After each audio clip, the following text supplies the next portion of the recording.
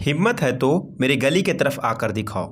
हिम्मत है तो मेरे घर आकर दिखाओ और मेरे पापा से मेरे हाथ मांगो। Hi guys, welcome back to my YouTube channel. The first topic would be show by, उसके बाद वर्ब का फोर्थ फॉर्म प्लस ऑब्जेक्ट अगर है तो, नहीं है तो कोई बात नहीं। उसके बाद if you have courage, if you have courage की जगह पे आप पावर भी बोल सकते हैं। If you have power, okay.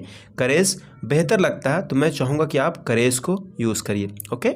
तो आइए स्टेप बाय स्टेप को समझते हैं। अगर आप कहते हैं हिम्मत है तो मेरे गली की तरफ आकर दिखाओ, मतलब कि अगर हिम्मत है, अगर तुम्हारे पास हिम्मत है, मतलब यहाँ पे अंडरस्टूड होता है और शॉर्ट में हिंदी लिखा जाता है, ओके।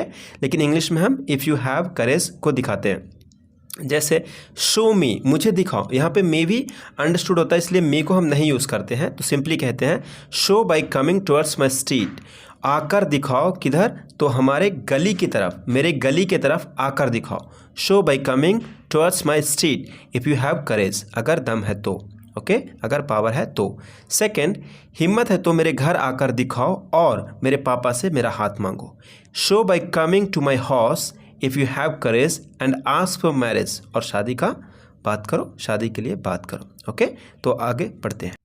हिम्मत है तो उस लड़की को इम्प्रेस करके दिखाओ। हिम्मत है तो उस लड़की को इम्प्रेस करके दिखाओ, तो कहेंगे show by impressing that girl if you have courage.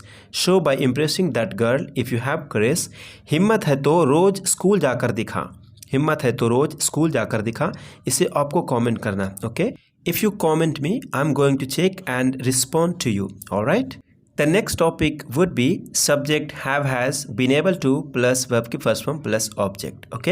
Have और हैज़ को चेंज कर सकते हैं आप सब्जेक्ट के हिसाब से और इसे प्रेजेंट परफेक्ट टेंस में यूज़ करना, ओके। एक ड्यूरेशन होता है, मतलब पहले स्टार्ट किए थे और अभी तक अभी अभी फिनिश हुआ है, उस ड्यूरेशन में हम प्रेजेंट परफेक्ट टेंस को यूज़ करते हैं। पर यहाँ पे क्या होता है, एबिलिटी की बात करता है, बी एबल टू, ओके, उसी से बना हुआ बीन एबल टू। यहाँ पे एबिलिटी की बात करता है, सक्षम होने की बात करता है, जिसमें मतलब एबिलिटी हो उस जगह पे हम यूज़ करते हैं इसे।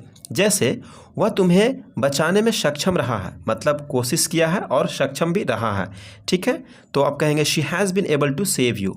She has been able to save you. Second, मैं तुम्हें मदद करने में सक्षम रहा हूँ, मतलब एबिलिटी मेरे पास है और मैं सक्षम रहा हूँ भी, ओके। तो कहेंगे I have been able to help you. I have been able to help you. मैं बचपन से इंग्लिश बोलने में सक्षम रहा हूँ। मैं बचपन से इंग्लिश बोलने में सक्षम रहा हूँ, तो कहेंगे I have been able to speak in English since childhood, okay. Second, वह अपना फैमिली चलाने में सक्षम रही है। She has been able to run her family. She has been able to run her family. The next one, मैं तुम्हें हमेशा की तरह समझाने में सक्षम रहा हूँ। मैं तुम्हें हमेशा की तरह समझाने में सक्षम रहा हूँ। इसे आपको कमेंट करना, okay. Let's see how many of you comment correctly. The next one is consent to.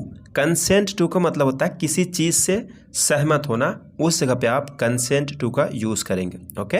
Consent to, consent को आप चेंज कर सकते हैं सब्जेक्ट और टेंस के हिसाब से। इसका सेकंड फॉर्म होता है कंसेंटेड, इसका थर्ड फॉर्म होता है कंसेंटेड, ओके।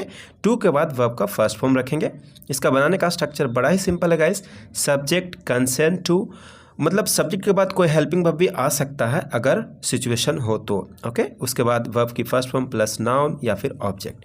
आइए कुछ एग्जांपल्स देख लेते हैं। मैं तुम्हें पैसा देने के लिए सहमत हूँ। मैं तुम्हें पैसा देने के लिए सहमत हूँ, तो कहेंगे I consent to give you money. I consent to give you money. वह तुम्हें इंग्लिश सिखाने के लिए सहमत है। She consents to teach you English. She consents to teach you English.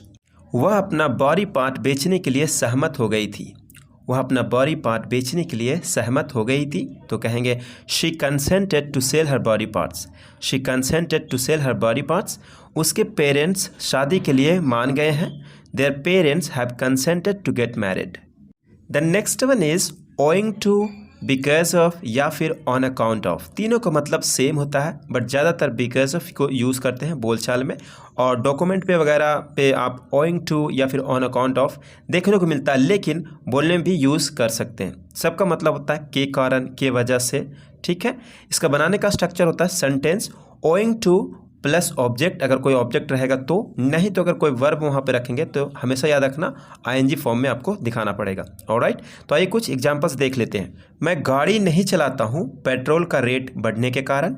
I don't drive owing to going up the price of petrol. Going up का मतलब increase होना, तो उस जगह पे हम गोइंग अप का यूज़ करते हैं। ज़्यादा बात करने के कारण वह लड़की मुझे पसंद नहीं है। On account of talking too much I don't like that girl. पैसे की कमी के कारण मुझे वह बाइक नहीं मिली थी। I didn't get that bike on account of having lack of money.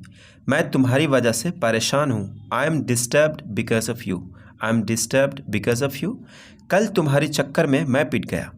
कल तुम्हारे चक्कर में मैं पिट गया, इसे आपको कमेंट करना। Okay, try to understand whatever I have taught you. Just once you understand you are not going to forget it any more in the future. The next one is subject to. इसका बनाने का structure होता है subject helping verb, उसके बाद subject to plus object. Okay, subject to कुछ इस तरह से समझो, जैसे मान लो कि आप एक गेम खेलते हो और उस गेम में कुछ पैसे लगाते हो और कुछ कमाते भी हो, ठीक है, लेकिन कई बार क्या होता है फाइनेंशियल लॉस भी हो सकता है, राइट। तो आपको पहले भी बता दिया जाता है, खेलने से पहले आपको बताया जाता है this game is subject to risk, मतलब यह गेम जो है रिस्क से भरा हुआ है, ठीक है। तो आपको सतर्क रहना है, अच्छे से खेलना है, ताकि आपको उसका मतलब आप उसमें इंडल्ज ना हो जाओ, आपका कुछ फाइनेंशियल लॉस ना हो, या फिर आप उसी में लगे रहो दिन रात और आप कुछ नहीं कर रहे हैं, तो उस तरह से इंडल्ज नहीं होना है। इस चीज़ को ख्याल रखना, अगर हो भी जाते हैं तो ये फिर कंपनी जिम्मेवार नहीं होती है, ठीक है। उस जगह पे सब्जेक्ट टू का यूज़ किया जाता है। तो आइए कुछ और एग्जाम्पल्स देखते हैं जिसके माध्यम से आप अच्छे से समझ पाएंगे। पहला एग्जाम्पल यहाँ पर है, कंपनीज़ में स्मोकिंग करना अलाउड नहीं होता। दैट्स ओके, इसलिए तुम्हें इस प्रोसेस से गुजरना पड़ेगा ज्वाइन करने से पहले। मान लीजिए कि आप स्मोकिंग करते हैं, लेकिन आप कोई कंपनी ज्वाइन करने जा रहे हैं, तो वहाँ पे कहा जाता है भाई स्मोकिंग करना है तो बाहर कर लो, अंदर अलाउड नहीं होता है, क्योंकि इस एक रूल है जो आपको रूल को फॉलो करना पड़ेगा। आप अंदर नहीं कर सकते, नहीं तो जो भी क्राइटेरिया होता है उससे आपको गुजरना पड़ेगा और आपको फिर फाइन या कुछ भी हो सकता है, ठीक है। तो इसका इंग्लिश होगा smoking in the companies are not allowed, ठीक है। That's why you are subject to this process. That's why मतलब आपको पहले बता दिया जाएगा, इसलिए आपको इस प्रोसेस से गुजरना है बिफोर ज्वाइनिंग करने से पहले। सेकंड, खिलाड़ियों को ड्रग्स का टेस्ट पास करना पड़ता है। मान लीजिए आप खिलाड़ी हो, आप खेलना चाहते हो, दैट्स गुड, लेकिन एक टेस्ट रखा हुआ है, खिलाड़ी अंदर ड्रग्स ले करके नहीं जा सकता, मतलब ड्रग्स अपने आप में ले रखा है वो बंदा, तो अंदर खेल नहीं सकता, चाहे जो भी हो उसको बाहर कर दिया जाएगा। यानी सब्जेक्ट टू है, ये क्राइटेरिया है, इसको आपको फुलफिल करना पड़ेगा तो ही आप अंदर जा सकते हैं। उस जगह पे आपको सब्जेक्ट टू का यूज़ करना होता है। तो आप कहेंगे players are subject to pass the drug test. Okay, like share and subscribe. I hope you got it.